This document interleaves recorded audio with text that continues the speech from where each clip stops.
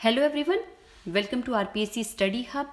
RS mains question answer की series में आज हम बात करेंगे पेपर थर्ड से रिलेटेड क्वेश्चन आंसर के बारे में, जिसमें आईआर के प्रश्न होंगे, साथ ही कुछ करंट से रिलेटेड जो आईआर से ही रिलेटेड है उन प्रश्न और उत्तर सहित हम पूरा डिस्कस करेंगे। अपकमिंग एग्जाम्स के लिए काफ़ी इंपॉर्टेंट है। इससे पहले सीरीज 62 तक हम डिस्कस कर चुके हैं, जिसमें हम काफ़ी इंपॉर्टेंट प्रश्नों को डिस्कस कर चुके हैं। तो प्लीज़ आप वो 62 तक सीरीज जरूर देखिए, आपको अपकमिंग आरएस मेंस एग्जाम के लिए काफ़ी हेल्प मिलेगी। काफ़ी क्वेश्चन जो है उनमें डायरेक्ट हिट हो सकते हैं। ओके, तो आइए स्टार्ट करते हैं आज के पहले प्रश्न को। एक्ट ईस्ट पॉलिसी, काफ़ी इंपॉर्टेंट प्रश्न। ये 2 नंबर, 5 नंबर, इवन ये 10 नंबर में भी पूछा जा सकता है, तो इसको ध्यान से आप पढ़िएगा। अभी मैं केवल 5 वर्ड्स 5 वर्ड्स के अकॉर्डिंग बता रही हूँ। इसको आप एक्सपेंड करके 10 मार्क्स और 2 मार्क्स, ठीक है, इसको कंसाइज करके भी आप 2 मार्क्स में भी लिख सकते हैं। तो 5 मार्क्स के अकॉर्डिंग मैं इसको बता रही हूँ। एक्ट ईस्ट पॉलिसी भारत सरकार द्वारा 2014 में शुरू की गई थी।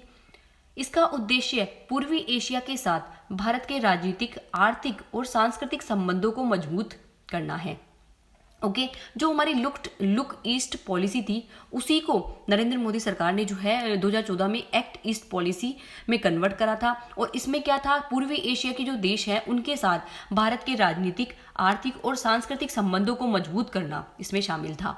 यानी एक्टिव, बिल्कुल एक्ट करना था हमें, ना कि लुक करना था, एक्ट करना था। नीति का मुख्य फोकस आसियान देश, जिसमें दक्षिणी पूर्वी एशियाई राष्ट्र थे, आसियान देशों पर मेनली था। ओके, जिसमें लेकिन इसमें पूर्वी एशिया के अन्य देश भी शामिल थे, जैसे चीन हो गया, जापान हो गए और दक्षिणी कोरिया हो गए। यानी हम बोले तो आसियान प्लस में पूर्वी एशिया के जो देश हैं उन सभी को मिलाकर एक्ट ईस्ट पॉलिसी थी, जिसमें राजनीतिक, सांस्कृतिक और आर्थिक संबंधों को मजबूत करना शामिल किया गया था।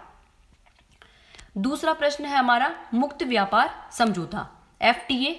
ये एफटीए प्रश्न हमारा 2 नंबर यानी 20 वर्ड्स, 15 से 20 वर्ड्स में पूछा जा सकता है। मुक्त व्यापार समझौता, जिसको एफटीए यानी फ्री ट्रेड एग्रीमेंट भी बोलते हैं, ये क्या होता है, 2 या 2 से अधिक देशों के बीच एक समझौता होता है जिसके तहत वे एक दूसरे के साथ व्यापार करते समय सीमा शुल्क, टैरिफ और अन्य व्यापार बाधाओं को कम करते हैं या फिर समाप्त कर देते हैं। ये इंपॉर्टेंट है कि इसमें होता क्या है कि 2 देशों के बीच एक एग्रीमेंट होता है, एक समझौता होता है, जिसमें क्या होता है, एक देश दूसरे देश के साथ व्यापार करते समय सीमा शुल्क हो गया, टैरिफ हो गए और जितनी भी अन्य व्यापारिक जो बाधाएं हैं उनको कम कर देते हैं, ठीक है, या फिर समाप्त ही कर देते हैं। वो डिपेंड करता है कि दोनों देशों के बीच रिलेशन कैसा है। इसका उद्देश्य व्यापार को आसान बनाना और सदस्य देशों के बीच आर्थिक सहयोग को बढ़ावा देना है। ओके, तो इस तरह से आप 2 नंबर में आंसर को लिख सकते हैं। मैंने इसमें सारी बातें बता दी है, आप डायरेक्ट भी इसको याद करके जा सकते हैं। आपको कोई प्रश्न अगर अच्छा लगता है तो आप अपनी नोटबुक में यानी पेपर थर्ड की जो कॉपी है उसमें आप शॉर्ट लिख भी सकते हैं।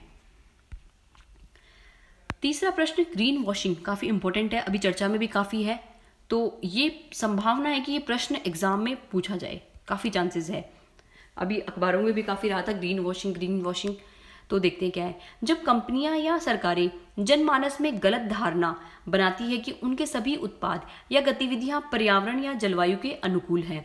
ग्रीन वॉशिंग तब भी हो सकती है जब कोई कंपनी पर्यावरण को नुकसान पहुंचाने वाली अपनी गतिविधियों पर पर्दा डालने के लिए किसी उत्पाद या सेवा के सस्टेनेबल पहल को अधिक उजागर करती है। समझ में आ गया, यानी पर्यावरण के नाम पे क्या करती है वो कंपनी, अपने प्रोडक्ट को सेल करती है, अपने प्रोडक्ट का जो है प्रचार करती है कि ये इको फ्रेंडली प्रोडक्ट है। ओके, ये प्रश्न जो है 2 नंबर 5 नंबर दोनों में पूछा जा सकता है।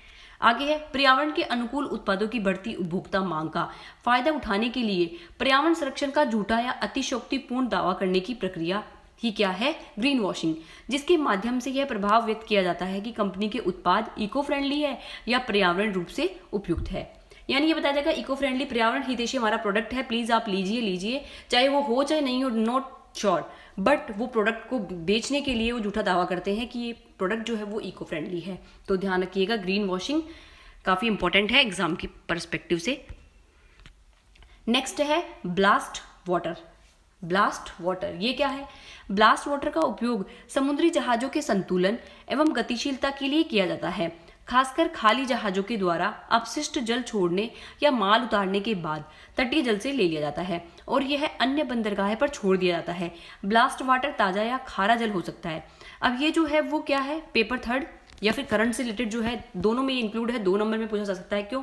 क्योंकि कई बार क्या होता है, ब्लास्ट वाटर के कारण 2 देशों के बीच विवाद हो जाता है, जहाँ पर समुद्री सीमा जो है वो टच करती है अगर, तो क्या होता है, ब्लास्ट वाटर का उपयोग एक तो समुद्री जहाज है उनके संतुलन और गतिशीलता के लिए किया जाता है। खासकर खाली जहाज जो होते हैं वो क्या करते हैं, अपशिष्ट जल छोड़ने या फिर माल उतारने के बाद तटीय जल को ले लिया जाता है और फिर अन्य बंदरगाह पे छोड़ा जाता है। तो ये क्या होता है, ताजा या खारा जल भी ब्लास्ट वाटर हम इसको बोल सकते हैं।